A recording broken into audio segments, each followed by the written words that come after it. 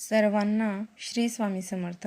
आज आपण जाणून घेणार आहोत आषाढी एकादशीपासून सुरू होणारे गोपद्म व्रत म्हणजे नेमके काय, हे व्रत का केले जाते, 33 गोपद्म का काढतात, हे व्रत कसे करायचे, कोणते नियम पाळायचे आणि यामागील आध्यात्मिक महत्त्व काय आहे. आजच्या या व्हिडिओमध्ये आपण गोपद्म व्रताची संपूर्ण माहिती सोप्या भाषेत जाणून घेणार आहोत. त्यामुळे व्हिडिओ शेवटपर्यंत नक्की पहा. आषाढ शुद्ध एकादशीला देवशयनी एकादशी असे म्हणतात. या दिवशी भगवान श्री विष्णू क्षीरसागरात योगनिद्रेत जातात अशी धार्मिक परंपरा आहे. या दिवसापासून चातुर्मास सुरू होतो.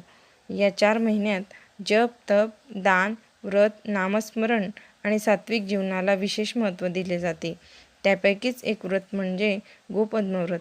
गोपद्म म्हणजे गायीच्या पावलाचे चिन्ह. गोपद्म हे समृद्धी, पावित्र्य, मातृत्व आणि भगवान श्रीकृष्ण यांच्या कृपेचे प्रतीक मानले जाते.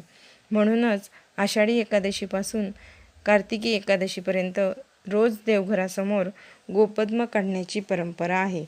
सकाळी लवकर उठून स्नान करावे, देवघर स्वच्छ करून श्री विठ्ठल रखुमाई भगवान विष्णूंची पूजा करावी, दीप लावावा, फुले वाहावीत आणि तुळशी अर्पण करावी. मनापासून प्रार्थना करत संकल्प करावा, हे पांडुरंगा, तुझ्या कृपेने मी आजपासून कार्तिकी एकादशीपर्यंत गोपद्म व्रत श्रद्धेने पूर्ण करीन. देवघरासमोर रोज सकाळी 33 गोपद्म काढावीत. प्रत्येक गोपद्मावर हळदी कुंकू वाहताना श्री विष्णूंचा किंवा पांडुरंगांचा मंत्र म्हणावा. 4 महिने सात्विक जीवन जगावे. घरात विटाळ सुतक असल्यास तेवढे दिवस गोपद काढू नये.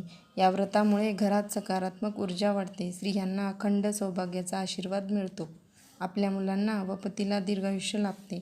भगवान श्री विठ्ठलाच्या कृपेने आपल्या सर्वांच्या जीवनात सुख, शांती, समाधान वाढो हीच प्रार्थना. जर हा व्हिडिओ आवडला असेल तर लाईक करा, आपल्या मित्रपरिवारासोबत शेअर करा आणि अशाच भक्तिमय माहितीसाठी आपल्या चॅनलला सबस्क्राईब करून बेल आयकॉन दाबायला विसरू नका. श्री स्वामी समर्थ.